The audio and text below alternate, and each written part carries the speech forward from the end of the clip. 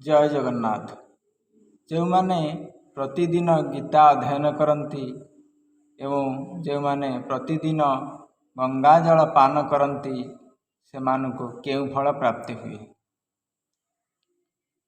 गीता गंगाश्च गायत्री गौश्च गोविंद एव च सनातनस्य धर्मस्य पंच प्राणा प्रकृतितः।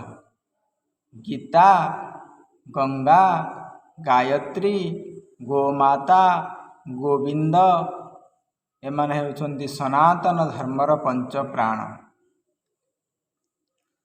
भगवद गीता किंचित धीता गंगा जल लव कणिका पिता सकृदपि येन मुरारी समर्चा क्रियते तस्य यमेन न चर्चा। जे श्रीमद् भगवत गीता प्रतिदिन अध्ययन करती बुझु न बुझु पढ़ गीता रुचु न रुचु खा पिता। जे बुझु बा न बुझु गोटे हेले श्लोक भी पाठ करती ताकू मनन करती एवं प्रतिदिन जे गंगा जल टिके पान करती आउ जे भगवान मुरारी पूजा करती तांका पाखकू जमा आसवाकू मध्य डरे। गीता अध्ययनशीलस्य प्राणायाम परस्य च नैव सन्ति हि पापानि पूर्वजन्म कृतानि च। जो माने प्रतिदिन गीता अध्ययन करती एवं प्राणायाम करती सेमानकर समस्त पाप ताप नष्ट हो जाए। एथिरु आमे शिखिले जे माने प्रतिदिन गीता अध्ययन करती एवं प्रतिदिन गंगा जल पान करती सेमानकु उत्तम फल प्राप्त हुए। कि जो गंगा जल दिने गंगा जल स्पर्श पाई सगरपुत्र माने स्वर्ग प्राप्ति करथिले। श्रीमद् भागवत रे वर्णना अछि भस्मी भूतांग संगेन सूर्यतः सगरात्मजा किं पुनः श्रद्धया देवी जे सेवन्ते धृतवतः। यदि शरीरर भस्म गंगा जलर स्पर्श पाइबारु सगरपुत्र माने स्वर्ग लाभ कले जे नित्य पान करुछन्ति तांको कथा कौन कहिबा। जे माने नित्य गंगा जल पान करुछन्ति एवं श्रीमद् भगवत गीता पाठ करुछन्ति तांको बहुत पुण्य फल मिले। से माने स्वर्ग प्राप्ति हुअन्ति सुख शांति प्राप्ति हुअन्ति। जय गुरु जय जगन्नाथ। जय जगन्नाथ। जो माने प्रतिदिन गीता अध्ययन करती एवं जो माने प्रतिदिन गंगा जल पान करती से मानक केउ फल प्राप्ति हुए। गीता गंगाश्च गायत्री गौश्च गोविंद एव च सनातनस्य धर्मस्य पंच प्राणा प्रकृतितः। गीता गंगा गायत्री गोमाता गोविंद एमाने हेउछन्ति सनातन धर्मर पंच प्राण। भगवद गीता किंचित धीता गंगा जल लव कणिका पिता सकृदपि येन मुरारी समर्चा क्रियते तस्य यमेन न चर्चा। जे श्रीमद् भगवत गीता प्रतिदिन अध्ययन करती बुझु न बुझु पढ़ गीता रुचु न रुचु खा पिता। जे बुझु बा न बुझु गोटे हेले श्लोक भी पाठ करती ताकू मनन करती एवं प्रतिदिन जे गंगा जल टिके पान करती आउ जे भगवान मुरारी पूजा करती तांका पाखकू जमा आसवाकू मध्य डरे।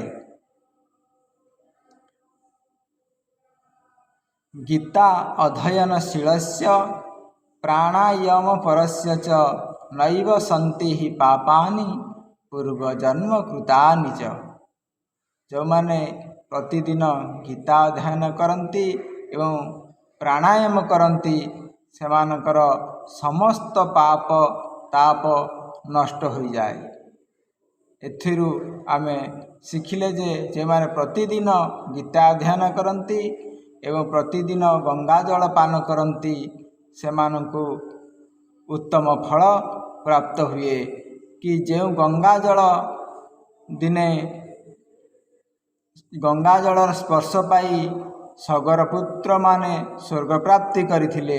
ଶ୍ରୀମଦ୍ ଭାଗବତରେ ବର୍ଣ୍ଣନା ଅଛି ଭସ୍ମୀ ଭୂତାଙ୍ଗ ସଙ୍ଗେନ ସ୍ୱର୍ଜତଃ ସଗରାତ୍ମଜଃ କିଂ ପୁନଃ ଶ୍ରଦ୍ଧୟା ଦେବୀଂ ଯେ ସେବନ୍ତେ ଧୃତବତାଃ। ଯଦି ଶରୀରର ଭସ୍ମ ଗଙ୍ଗା ଜଳର ସ୍ପର୍ଶ ପାଇବାରୁ ସଗରପୁତ୍ରମାନେ ସ୍ୱର୍ଗ ଲାଭ କଲେ, ଯେ ନିତ୍ୟ ପାନ କରୁଛନ୍ତି ତାଙ୍କ କଥା କ'ଣ କହିବା। ଯେଉଁମାନେ ନିତ୍ୟ ଗଙ୍ଗା ଜଳ ପାନ କରୁଛନ୍ତି ଏବଂ ଶ୍ରୀମଦ୍ ଭଗବତ ଗୀତା ପାଠ କରୁଛନ୍ତି ତାଙ୍କୁ ବହୁତ ପୁଣ୍ୟ ଫଳ ମିଳେ। ସେମାନେ ସ୍ୱର୍ଗ ପ୍ରାପ୍ତି ହୁଅନ୍ତି, ସୁଖ ଶାନ୍ତି ପ୍ରାପ୍ତି ହୁଅନ୍ତି। ଜୟ ଗୁରୁ, ଜୟ ଜଗନ୍ନାଥ, ଜୟ ଜଗନ୍ନାଥ। ଯେଉଁମାନେ ପ୍ରତିଦିନ ଗୀତା ଅଧ୍ୟୟନ କରନ୍ତି ଏବଂ ଯେଉଁମାନେ ପ୍ରତିଦିନ ଗଙ୍ଗା ଜଳ ପାନ କରନ୍ତି ସେମାନଙ୍କୁ କେଉଁ ଫଳ ପ୍ରାପ୍ତି ହୁଏ। ଗୀତା ଗଙ୍ଗାଶ୍ଚ ଗାୟତ୍ରୀ ଗୌଶ୍ଚ ଗୋବିନ୍ଦ ଏବ ଚ ସନାତନସ୍ୟ ଧର୍ମସ୍ୟ ପଞ୍ଚ ପ୍ରାଣା ପ୍ରକୃତିତଃ। ଗୀତା, ଗଙ୍ଗା, ଗାୟତ୍ରୀ, ଗୋମାତା, ଗୋବିନ୍ଦ ଏମାନେ ହେଉଛନ୍ତି ସନାତନ ଧର୍ମର ପଞ୍ଚ ପ୍ରାଣ। ଭଗବଦ୍ ଗୀତା କିଞ୍ଚିତ ଧୀତା ଗଙ୍ଗାଜଳ ଲବ କଣିକା ପିତା ସକୃଦପି ୟେନ ମୁରାରି ସମର୍ଚା କ୍ରିୟତେ ତସ୍ୟ ୟମେନ ନ ଚର୍ଚ୍ଚା। ଯିଏ ଶ୍ରୀମଦ୍ ଭାଗବତ ଗୀତା ପ୍ରତିଦିନ ଅଧ୍ୟୟନ କରନ୍ତି, ବୁଝୁ ନ ବୁଝୁ ପଢ଼ ଗୀତା, ରୁଚୁ ନ ରୁଚୁ ଖା ପିତା। ଯିଏ ବୁଝୁ ବା ନ ବୁଝୁ ଗୋଟିଏ ହେଲେ ଶ୍ଲୋକ ବି ପାଠ କରନ୍ତି, ତାକୁ ମନନ କରନ୍ତି ଏବଂ ପ୍ରତିଦିନ ଯିଏ ଗଙ୍ଗା ଜଳ ଟିକେ ପାନ କରନ୍ତି ଆଉ ଯିଏ ଭଗବାନ ମୁରାରୀଙ୍କର ପୂଜା କରନ୍ତି ତାଙ୍କ ପାଖକୁ ଜମା ଆସିବାକୁ ମଧ୍ୟ ଡରେ। ଗୀତା ଅଧ୍ୟୟନଶୀଳସ୍ୟ ପ୍ରାଣାୟାମ ପରସ୍ୟ ଚ ନୈବ ସନ୍ତି ହି ପାପାନି ପୂର୍ବଜନ୍ମ କୃତାନି ଚ। ଯେଉଁମାନେ ପ୍ରତିଦିନ ଗୀତା ଅଧ୍ୟୟନ କରନ୍ତି ଏବଂ ପ୍ରାଣାୟାମ କରନ୍ତି ସେମାନଙ୍କର ସମସ୍ତ ପାପ ତାପ ନଷ୍ଟ ହୋଇଯାଏ। ଏଥିରୁ ଆମେ ଶିଖିଲେ ଯେ ଯେଉଁମାନେ ପ୍ରତିଦିନ ଗୀତା ଅଧ୍ୟୟନ କରନ୍ତି ଏବଂ ପ୍ରତିଦିନ ଗଙ୍ଗା ଜଳ ପାନ କରନ୍ତି ସେମାନଙ୍କୁ ଉତ୍ତମ ଫଳ ପ୍ରାପ୍ତ ହୁଏ। କି ଯେଉଁ ଗଙ୍ଗା ଜଳ ଦିନେ ଗଙ୍ଗା ଜଳର ସ୍ପର୍ଶ ପାଇ ସଗରପୁତ୍ରମାନେ ସ୍ୱର୍ଗ ପ୍ରାପ୍ତି କରିଥିଲେ। ଶ୍ରୀମଦ୍ ଭାଗବତରେ ବର୍ଣ୍ଣନା ଅଛି ଭସ୍ମୀ ଭୂତାଙ୍ଗ ସଙ୍ଗେନ ସ୍ୱର୍ଜତଃ ସଗରାତ୍ମଜଃ କିଂ ପୁନଃ ଶ୍ରଦ୍ଧୟା ଦେବୀଂ ଯେ ସେବନ୍ତେ ଧୃତବତାଃ। ଯଦି ଶରୀରର ଭସ୍ମ ଗଙ୍ଗା ଜଳର ସ୍ପର୍ଶ ପାଇବାରୁ ସଗରପୁତ୍ରମାନେ ସ୍ୱର୍ଗ ଲାଭ କଲେ, ଯେ ନିତ୍ୟ ପାନ କରୁଛନ୍ତି ତାଙ୍କ କଥା କ'ଣ କହିବା। ଯେଉଁମାନେ ନିତ୍ୟ ଗଙ୍ଗା ଜଳ ପାନ କରୁଛନ୍ତି ଏବଂ ଶ୍ରୀମଦ୍ ଭଗବତ ଗୀତା ପାଠ କରୁଛନ୍ତି ତାଙ୍କୁ ବହୁତ ପୁଣ୍ୟ ଫଳ ମିଳେ। ସେମାନେ ସ୍ୱର୍ଗ ପ୍ରାପ୍ତି ହୁଅନ୍ତି, ସୁଖ ଶାନ୍ତି ପ୍ରାପ୍ତି ହୁଅନ୍ତି। ଜୟ ଗୁରୁ, ଜୟ ଜଗନ୍ନାଥ, ଜୟ ଜଗନ୍ନାଥ। ଯେଉଁମାନେ ପ୍ରତିଦିନ ଗୀତା ଅଧ୍ୟୟନ କରନ୍ତି ଏବଂ ଯେଉଁମାନେ ପ୍ରତିଦିନ ଗଙ୍ଗା ଜଳ ପାନ କରନ୍ତି ସେମାନଙ୍କୁ କେଉଁ ଫଳ ପ୍ରାପ୍ତି ହୁଏ। ଗୀତା ଗଙ୍ଗାଶ୍ଚ ଗାୟତ୍ରୀ ଗୌଶ୍ଚ ଗୋବିନ୍ଦ ଏବ ଚ ସନାତନସ୍ୟ ଧର୍ମସ୍ୟ ପଞ୍ଚ ପ୍ରାଣା ପ୍ରକୃତିତଃ। ଗୀତା, ଗଙ୍ଗା, ଗାୟତ୍ରୀ, ଗୋମାତା, ଗୋବିନ୍ଦ ଏମାନେ ହେଉଛନ୍ତି ସନାତନ ଧର୍ମର ପଞ୍ଚ ପ୍ରାଣ। ଭଗବଦ୍ ଗୀତା କିଞ୍ଚିତ ଧୀତା ଗଙ୍ଗାଜଳ ଲବ କଣିକା ପିତା ସକୃଦପି ୟେନ ମୁରାରି ସମର୍ଚା କ୍ରିୟତେ ତସ୍ୟ ୟମେନ ନ ଚର୍ଚ୍ଚା। ଯିଏ ଶ୍ରୀମଦ୍ ଭାଗବତ ଗୀତା ପ୍ରତିଦିନ ଅଧ୍ୟୟନ କରନ୍ତି, ବୁଝୁ ନ ବୁଝୁ ପଢ଼ ଗୀତା, ରୁଚୁ ନ ରୁଚୁ ଖା ପିତା। ଯେ ବୁଝୁ ବା ନ ବୁଝୁ ଗୋଟିଏ ହେଲେ ଶ୍ଲୋକ ବି ପାଠ କରନ୍ତି, ତାକୁ ମନନ କରନ୍ତି ଏବଂ ପ୍ରତିଦିନ ଯିଏ ଗଙ୍ଗାଜଳ ଟିକେ ପାନ କରନ୍ତି, ଆଉ ଯିଏ ଭଗବାନ ମୁରାରୀଙ୍କର ପୂଜା କରନ୍ତି ତାଙ୍କ ପାଖକୁ ଜମା ଆସିବାକୁ ମଧ୍ୟ ଡରେ। ଗୀତା ଅଧ୍ୟୟନଶୀଳସ୍ୟ ପ୍ରାଣାୟାମ ପରସ୍ୟ ଚ ନୈବ ସନ୍ତି ହି ପାପାନି ପୂର୍ବଜନ୍ମ କୃତାନି ଚ। ଯେଉଁମାନେ ପ୍ରତିଦିନ ଗୀତା ଅଧ୍ୟୟନ କରନ୍ତି ଏବଂ ପ୍ରାଣାୟାମ କରନ୍ତି ସେମାନଙ୍କର ସମସ୍ତ ପାପ ତାପ ନଷ୍ଟ ହୋଇଯାଏ। ଏଥିରୁ ଆମେ ଶିଖିଲେ ଯେ ଯେଉଁମାନେ ପ୍ରତିଦିନ ଗୀତା ଅଧ୍ୟୟନ କରନ୍ତି ଏବଂ ପ୍ରତିଦିନ ଗଙ୍ଗାଜଳ ପାନ କରନ୍ତି ସେମାନଙ୍କୁ ଉତ୍ତମ ଫଳ ପ୍ରାପ୍ତ ହୁଏ। କି ଯେଉଁ ଗଙ୍ଗାଜଳ ଦିନେ ଗଙ୍ଗାଜଳର ସ୍ପର୍ଶ ପାଇ ସଗରପୁତ୍ରମାନେ ସ୍ୱର୍ଗ ପ୍ରାପ୍ତି କରିଥିଲେ, ଶ୍ରୀମଦ୍ ଭାଗବତରେ ବର୍ଣ୍ଣନା ଅଛି। ଭସ୍ମୀ ଭୂତାଙ୍ଗ ସଙ୍ଗେନ ସ୍ୱର୍ଜତଃ ସଗରାତ୍ମଜଃ କିଂ ପୁନଃ ଶ୍ରଦ୍ଧୟା ଦେବୀଂ ଯେ ସେବନ୍ତେ ଧୃତବତାଃ। ଯଦି ଶରୀରର ଭସ୍ମ ଗଙ୍ଗାଜଳର ସ୍ପର୍ଶ ପାଇବାରୁ ସଗରପୁତ୍ରମାନେ ସ୍ୱର୍ଗ ଲାଭ କଲେ, ଯେ ନିତ୍ୟ ପାନ କରୁଛନ୍ତି ତାଙ୍କ କଥା କ'ଣ କହିବା। ଯେଉଁମାନେ ନିତ୍ୟ ଗଙ୍ଗାଜଳ ପାନ କରୁଛନ୍ତି ଏବଂ ଶ୍ରୀମଦ୍ ଭଗବତ ଗୀତା ପାଠ କରୁଛନ୍ତି ତାଙ୍କୁ ବହୁତ ପୁଣ୍ୟ ଫଳ ମିଳେ, ସେମାନେ ସ୍ୱର୍ଗ ପ୍ରାପ୍ତି ହୁଅନ୍ତି, ସୁଖ ଶାନ୍ତି ପ୍ରାପ୍ତି ହୁଅନ୍ତି। ଜୟ ଗୁରୁ, ଜୟ ଜଗନ୍ନାଥ, ଜୟ ଜଗନ୍ନାଥ।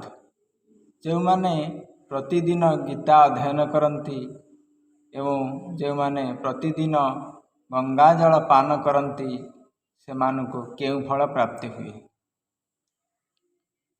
ଗୀତା ଗଙ୍ଗାଶ୍ଚ ଗାୟତ୍ରୀ ଗୌଶ୍ଚ ଗୋବିନ୍ଦ ଏବ ଚ ସନାତନସ୍ୟ ଧର୍ମସ୍ୟ ପଞ୍ଚ ପ୍ରାଣା ପ୍ରକୃତିତଃ।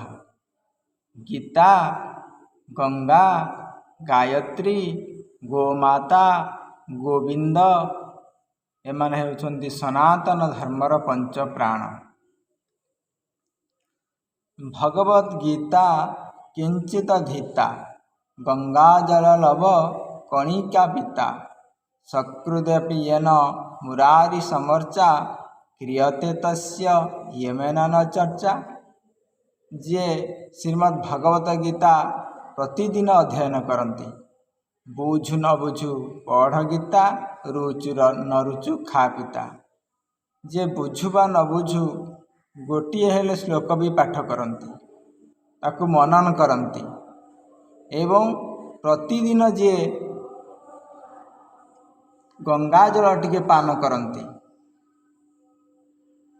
ଆଉ ଯିଏ ଭଗବାନ ମୁରାରୀଙ୍କର ପୂଜା କରନ୍ତି ତାଙ୍କ ପାଖକୁ ଜମା ଆସିବାକୁ ମଧ୍ୟ ଡରେ। ଗୀତା ଅଧ୍ୟୟନଶୀଳସ୍ୟ ପ୍ରାଣାୟାମ ପରସ୍ୟ ଚ ନୈବ ସନ୍ତି ହି ପାପାନି ପୂର୍ବଜନ୍ମ କୃତାନି ଚ। ଯେଉଁମାନେ ପ୍ରତିଦିନ ଗୀତା ଅଧ୍ୟୟନ କରନ୍ତି ଏବଂ ପ୍ରାଣାୟାମ କରନ୍ତି ସେମାନଙ୍କର ସମସ୍ତ ପାପ ତାପ ନଷ୍ଟ ହୋଇଯାଏ। ଏଥିରୁ ଆମେ ଶିଖିଲେ ଯେ ଯେଉଁମାନେ ପ୍ରତିଦିନ ଗୀତା ଅଧ୍ୟୟନ କରନ୍ତି ଏବଂ ପ୍ରତିଦିନ ଗଙ୍ଗାଜଳ ପାନ କରନ୍ତି ସେମାନଙ୍କୁ ଉତ୍ତମ ଫଳ ପ୍ରାପ୍ତ ହୁଏ। କି ଯେଉଁ ଗଙ୍ଗାଜଳ ଦିନେ ଗଙ୍ଗାଜଳର ସ୍ପର୍ଶ ପାଇ ସଗରପୁତ୍ରମାନେ ସ୍ୱର୍ଗ ପ୍ରାପ୍ତି କରିଥିଲେ, ଶ୍ରୀମଦ୍ ଭାଗବତରେ ବର୍ଣ୍ଣନା ଅଛି। ଭସ୍ମୀ ଭୂତାଙ୍ଗ ସଙ୍ଗେନ ସ୍ୱର୍ଜତଃ ସଗରାତ୍ମଜଃ କିଂ ପୁନଃ ଶ୍ରଦ୍ଧୟା ଦେବୀଂ ଯେ ସେବନ୍ତେ ଧୃତବତାଃ। ଯଦି ଶରୀରର ଭସ୍ମ ଗଙ୍ଗାଜଳର ସ୍ପର୍ଶ ପାଇବାରୁ ସଗରପୁତ୍ରମାନେ ସ୍ୱର୍ଗ ଲାଭ କଲେ, ଯେ ନିତ୍ୟ ପାନ କରୁଛନ୍ତି ତାଙ୍କ କଥା କ'ଣ କହିବା। ଯେଉଁମାନେ ନିତ୍ୟ ଗଙ୍ଗାଜଳ ପାନ କରୁଛନ୍ତି ଏବଂ ଶ୍ରୀମଦ୍ ଭଗବତ ଗୀତା ପାଠ କରୁଛନ୍ତି ତାଙ୍କୁ ବହୁତ ପୁଣ୍ୟ ଫଳ ମିଳେ, ସେମାନେ ସ୍ୱର୍ଗ ପ୍ରାପ୍ତି ହୁଅନ୍ତି, ସୁଖ ଶାନ୍ତି ପ୍ରାପ୍ତି ହୁଅନ୍ତି। ଜୟ ଗୁରୁ, ଜୟ ଜଗନ୍ନାଥ, जय जगन्नाथ। जो माने प्रतिदिन गीता अध्ययन करती एवं जो माने प्रतिदिन गंगा जल पान करती से मानक केउ फल प्राप्ति हुए। गीता गंगाश्च गायत्री गौश्च गोविंद एव च सनातनस्य धर्मस्य पंच प्राणा प्रकृतितः। गीता गंगा गायत्री गोमाता गोविंद एमाने हेउछन्ति सनातन धर्मर पंच प्राण। भगवद गीता किंचित धीता गंगा जल लव कणिका पिता सकृदपि येन मुरारी समर्चा क्रियते तस्य यमेन न चर्चा। जे श्रीमद् भगवत गीता प्रतिदिन अध्ययन करती बुझु न बुझु पढ़ गीता रुचु न रुचु खा पिता। जे बुझु बा न बुझु गोटे हेले श्लोक भी पाठ करती ताकू मनन करती एवं प्रतिदिन जे गंगा जल टिके पान करती आउ जे भगवान मुरारींकर पूजा करती तांका पाखकू जमा आसवाकू मध्य डरे। गीता अध्ययनशीलस्य प्राणायाम परस्य च नैव सन्ति हि पापानि पूर्वजन्म कृतानि च। जो माने प्रतिदिन गीता अध्ययन करती एवं प्राणायाम करती सेमानकर समस्त पाप ताप नष्ट हो जाए। एथिरु आमे शिखिले जे माने प्रतिदिन गीता अध्ययन करती एवं प्रतिदिन गंगा जल पान करती सेमानंकु उत्तम फल प्राप्त हुए। कि जो गंगा जल दिने गंगा जलर स्पर्श पाई सगर पुत्र माने स्वर्ग प्राप्ति करथिले। श्रीमद् भागवत रे वर्णना अछि भस्मी भूतांग संगेन सूर्यतः सगरात्मजा किं पुनः श्रद्धया देवी जे सेवन्ते धृतवतः। यदि शरीरर भस्म गंगा जलर स्पर्श पाइबारु सगर पुत्र माने स्वर्ग लाभ कले जे नित्य पान करुछन्ति तांको कथा कौन कहिबा। जे माने नित्य गंगा जल पान करुछन्ति एवं श्रीमद् भगवत गीता पाठ करुछन्ति तांको बहुत पुण्य फल मिले। से माने स्वर्ग प्राप्ति हुअन्ति सुख शांति प्राप्ति हुअन्ति। जय गुरु जय जगन्नाथ। जय जगन्नाथ। जड़े गृहस्थ से प्रतिदिन किछि ना किछि पाप कर्म करे से पापरु किपरि मुक्ति हेबो से कौन पाप करे। आमर शास्त्र रे वर्णना अछि कंडनी पेषणी चुल्ली उत्कुंभी च मार्जनी पंचसु न गृहस्थस्य पंचयज्ञात प्रणश्यति। प्रतिदिन जड़े गृहस्थ उखुल बा ढिंकी पूर्व जो थे धान कुटा होता आउ चक्की जो थे पेशा होता चाउल डाली इत्यादि पेशा होता। चूल्हा कहले चुल्ली जो थे रोषे करा जाए से किसी जीव हत्या हुअन्ति। जल रखिया स्थान गृहस्थ जो जल रखिया पात्र रखती से किसी जीव हत्या हुअन्ति। एवं बत्ती बत्ती कहले लैंप हो लंठन हो लाइट हो कि जेकोसी बत्ती हो से किसी जीव हत्या हुअन्ति। या द्वारा कौन हुए ना गृहस्थ प्रतिदिन किसी ना किसी पाप कर्म करे आ से पाप कर्म मुक्त हवा हेले जो माने पंचयज्ञ करती से पापर मुक्त हो जाती। ताले से पंचयज्ञ कौन शास्त्र अच्छी अध्यापनम ब्रह्मयज्ञ पितृयज्ञस्तु तर्पणम होमदैव बलिभौत नृपयज्ञ अतिथि पूजनम। जेमाने अध्यापनम ब्रह्मयज्ञ जेमाने ब्रह्मयज्ञ करती अर्थात निजे अध्ययन करती अन्य को अध्यापना कराती बा निजे पढ़ती अन्य को पढ़ाती निजे शास्त्र अध्ययन करती अन्य को शिक्षा दियंती एला ब्रह्मयज्ञ। पितृयज्ञस्तु तर्पणम जो माने पिता मातांकर ଜୀବନ୍ତ ଅବସ୍ଥାରେ ସେବା କରନ୍ତି, ପୁଣି ପ୍ରାପ୍ତି ପରେ ତାଙ୍କର ଉଦ୍ଧାର ପାଇଁ ଶ୍ରାଦ୍ଧ ତର୍ପଣ କରନ୍ତି।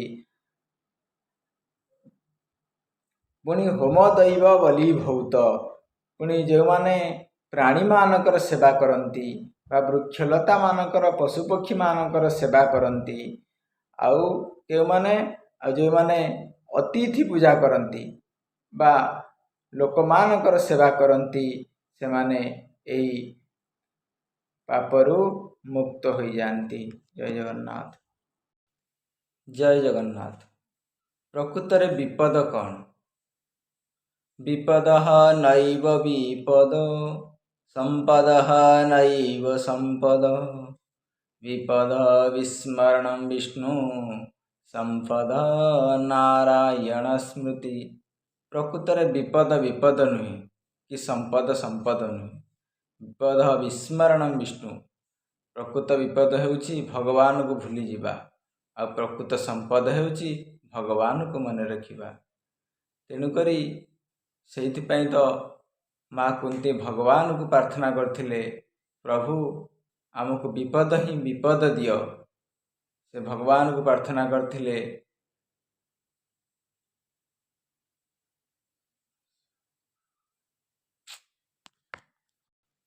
ଜୟ ଜଗନ୍ନାଥ। ପ୍ରକୃତରେ ବିପଦ କ'ଣ?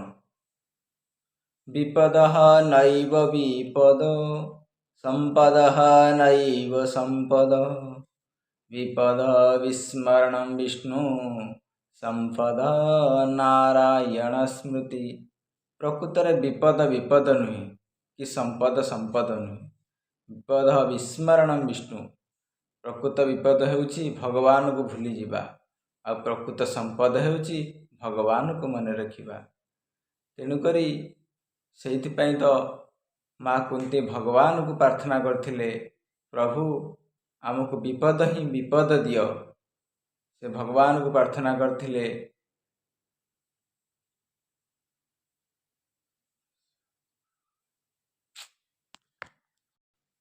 ଜୟ ଜଗନ୍ନାଥ। ପ୍ରକୃତରେ ବିପଦ କ'ଣ?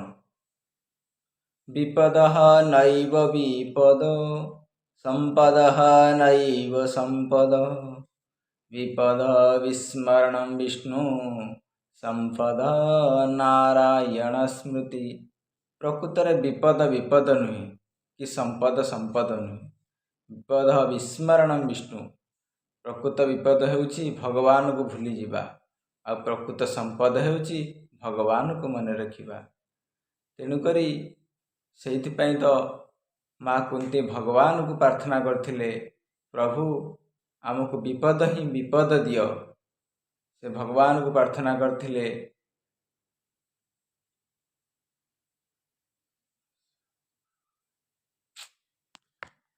ଜୟ ଜଗନ୍ନାଥ।